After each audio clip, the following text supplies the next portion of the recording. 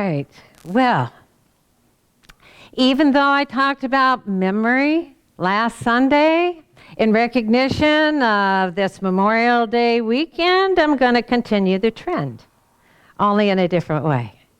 Because last Sunday we talked about how we can ease or even dissolve completely our fears about losing our memory as we age through the practice of mindfulness, being in the moment.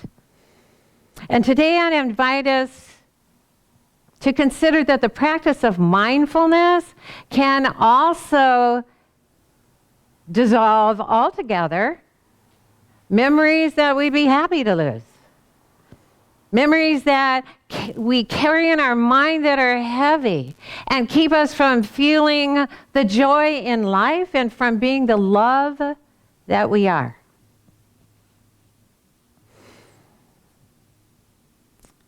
Nejwa Zabian, a Lebanese-Canadian author and poet, wrote, "These mountains that you are carrying, you were only supposed to climb." We defined mindfulness last Sunday as the intention to maintain a moment-to-moment awareness of our thoughts and our emotions and our body sensations and the surrounding environment with the lightness of an open mind that is aware that anything and everything is possible in the present moment. And with a curiosity that allows the moment to reveal its newness and expand our awareness of this joyous life that is within us and all around us. Mindfulness is noticing this life and feeling this life as it's happening in this moment. Because this moment is the only place this life is happening. And where new possibilities for experiencing it are available to us. In the Way of the Heart, we read, "Are you willing to truly be right where you are?" The mind will say, "Well, of course, I'm on a spiritual path." But rest assured, if you look well into your feelings and find any trace of resistance, you have not yet made the necessary commitment that gives you the power to open the door of heaven. If we haven't yet, how can we make the necessary commitment to awaken to heaven on earth? The practice of mindfulness is a commitment that allows us to notice what we're thinking in the present moment and how we're feeling about what we're thinking in the present moment. No matter what it is, it's a good thing to notice. In this way, we can release any trace of resistance that we might become aware of that is keeping us from experiencing peace in our mind or financial abundance or a sense of well-being or happy relationships with others. Being aware of how we're feeling, whether we're feeling open and curious or closed and resistant, is a good thing. And it's essential if we want to experience our power to open the door to heaven, which is joy, and to life as it is meant to be lived. I mean, we all want to live fully before we die, but unless we release hellish thoughts that weigh us down and keep us from feeling free to live as we choose and to live fully, we might go before we've had a chance to be the one we came here to be. A Course in Miracles tells us, in this world, heaven is a choice. Because here, we believe there are alternatives to choose between. We think that all things have an opposite. And what we want, we choose. Well, we all want to be happy. And we all want to feel free and experience a life we enjoy. But sometimes we choose thoughts that are actually in opposition to the happiness we want. It's only at the level of feeling that we know what we're choosing. And it's only through choosing love that we discover our power to open the door to heaven and experience the joy that is right there for us. We all have dips in our joy from time to time, and it's good to notice when it happens. If we're not paying attention to that feeling indication, we might not notice that we're focusing on thoughts that don't feel good and won't bring us manifestations of the life we want. We might react in a negative way to others or to situations that we're experiencing and then regret it later. But if we're paying attention to how we're feeling, if we're not feeling emotionally good, we realize this is a good time to pause and figure out why. And if we take the time to connect the dots, they'll lead us right back to the dippy thought that we were thinking just a moment before we felt the dip in our happiness, our energy, our enthusiasm. Now, if we're not able to connect those dots, if it just doesn't happen for us, but we want to feel good anyway, then we can always just think of anything. We all have something that if we focus on, it will cause our spirit to rise up in us and allow our happiness and energy and enthusiasm to return. And no worries. If we don't connect the dots, that dippy thought will come about again, because we'll carry it around with us until we release it, until we resolve the issues in our mind. There they are. And they cause us to make mountains out of molehills. No matter what choices we made in the past that brought about a certain mountain in our mind, once we're willing to embrace it, once we look at it, once we feel it and see it for what it is, we've owned it. And then we're free to climb to the top or to watch it dissolve in a sea of love. But we can only release thoughts we don't want or think thoughts we do want if we're aware they're there. And that's where mindfulness is key, because we can only do life in the moment that life is happening. In the book of 2 Corinthians, we read, "Behold, now is the acceptable time. Now is the day of salvation." Now is the acceptable time because nothing else, no other life is going on either side of now. It's all right here and now. And now is the day of salvation, because salvation is freedom and emancipation and deliverance and release and liberation. When we let go of the weight of unhappy and unhelpful thoughts. Thoughts about anything that happened before right now have no power right now to affect our life, except the power we give them by bringing them into this moment like accessories that we take with us.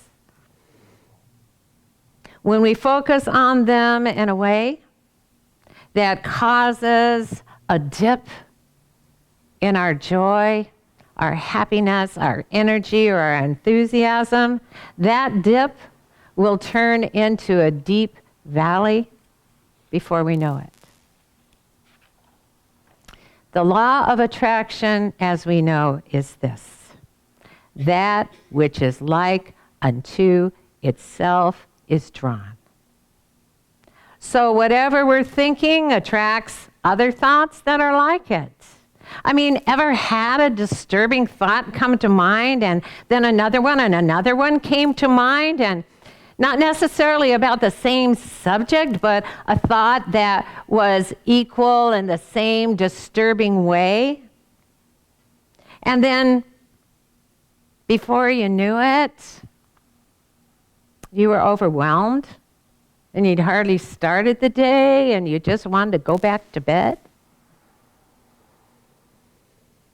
Mindfulness will cause us to be aware of that first thought and how it feels, so that we're able to change it before it gets out of hand. Which brings us to the title of today's talk, Love the Hell Out of It. Mark Twain wrote, "Love your enemies. It will scare the hell out of them."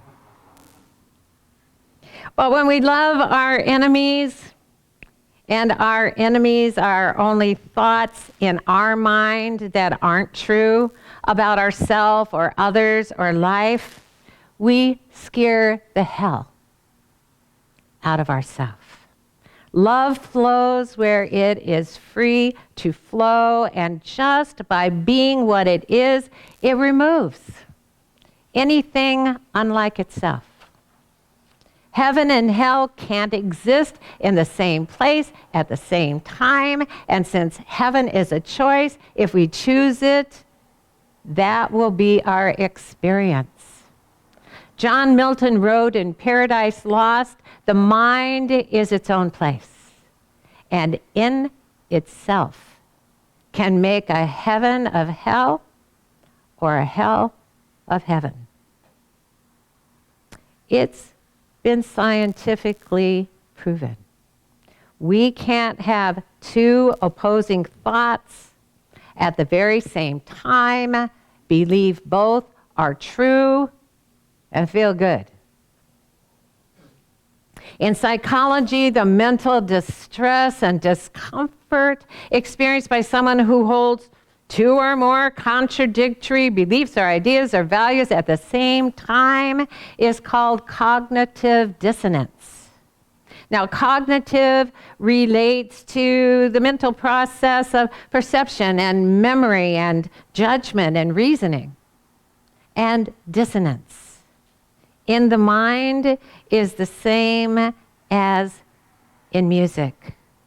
Discord, disharmony, a simultaneous combination of sounds or tones in a state of unrest that need completion. We're waiting for them to harmonize again. Someone was telling me the other day about a noisy situation that had been going on around him that was causing a state of unrest in his mind and in his emotions and in his body. And he said he sat there visualizing peace. And I wondered what peace looked like in such a state of unrest. So I asked him whether he was feeling peace while he was visualizing it. And he said, I was trying to. That's when Gandhi's words came to mind. We must be the change we want to see. We must be love in order to love the hell out of our experiences. We must complete the task at hand, which is to bring harmony to our mind first, where the unrest is actually originating. We can choose to see anything that occurs around us or within us as the doorway to heaven on earth. So a good question to ask ourselves this morning is, am I willing to accept that I came this far in my life up until this moment by climbing the stepping stones of my experiences, and that I didn't come this far not to go farther? We can choose a better view only from the vantage point of now. And then we can move forward, we can move on, we can move up, we can expand. When we're being the love that we are, in the moment we are, we're truly awake. That's all that's required of us, and any of us can do it because we are love right now. We don't have to love everything that's going on in our life or in the world. But if we want to scare the hell out of this world, we can only do it by being love in this world. The love that brings harmony to discord and peace to unrest. Nothing is going to change for us until there is a change within us. Wherever we are, no matter what is going on. The mind is its own place. And in itself, it can make a heaven of hell or a hell of heaven. When we feel peaceful and content, happy, trusting, just plain good, we know that in that moment we are remembering the God of love, the love of God that lives within us and all around us, within every living thing always. When we're willing to climb every mountain as it comes into view, by seeing it as part of love's expansion plan through us, we'll feel a deep sense of gratitude for everything this physical world has brought to us in the past and brings to us in each moment. There won't be a molecule of beingness within us that feels any resentment or any longing or any anger or any remorse for anything. Matt Kahn, the author of Love, What Arises, wrote, in a world of endless questions, love is the only answer. And we have the answer. Life is good. And we can prove it by loving the hell out of it. Namaste.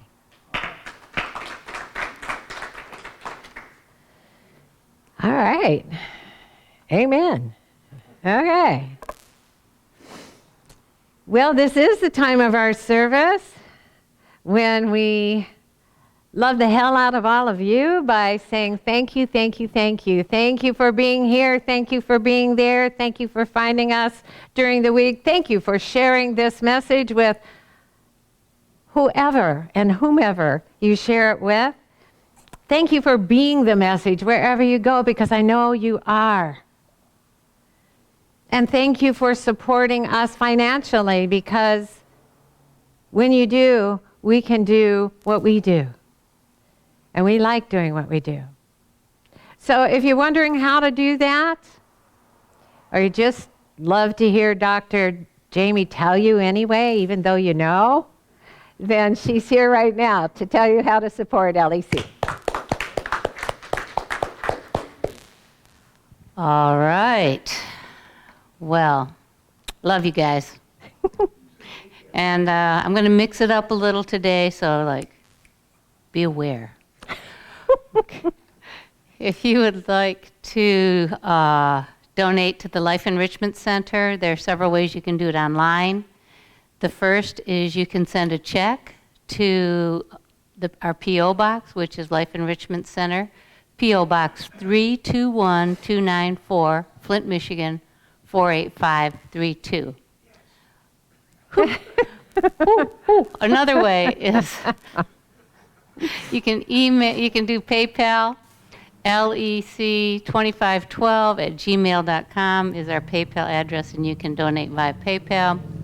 You can donate via our website, lecflint.com, and just hit the donate button. Or you can donate via Facebook, which is facebook.com/Life Enrichment Center. And here in the sanctuary, we're going to be doing a gratitude offering, and we'll have our gratitude offerer to come forward. And while we listen to Nemo Patel and Daniel Namad doing Grateful, and then Reverend Stephanie will do a gratitude prayer. Thank you.